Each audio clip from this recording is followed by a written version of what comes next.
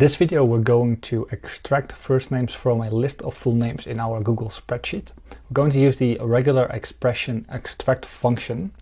So this is commonly used. I use it most often when creating email lists. So I have, for instance, a full list of full names as here, but I want to address everybody by their first name. So I'd like to extract the first name. One way you could do it is using the split function, assuming that first names are everything before the first space.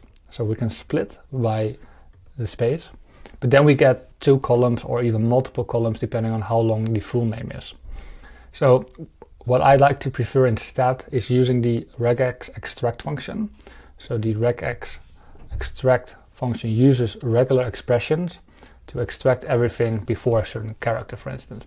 So in this case, I can define that I want to use any character, so dot means any character, an unlimited amount of characters before the first space.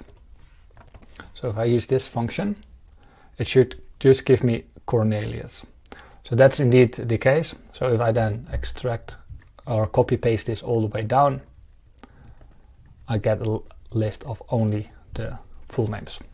So that's how you can use regular expressions. If you're unclear on how the regular expression language actually work, I've set these functions in my cheat sheet.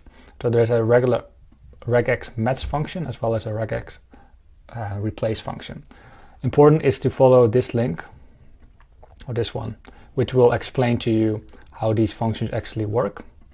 Not so much these functions, but more like the language behind the regular expressions.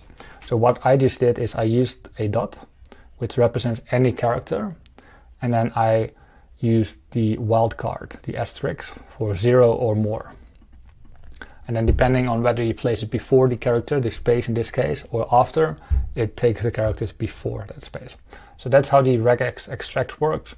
Regex max is very similar. If you have any questions on that or on regular expressions, just let me know. Happy to guide you a bit more on that particular part. And otherwise, I'll see you in the next video in which we're going to capitalize our first names. See you there.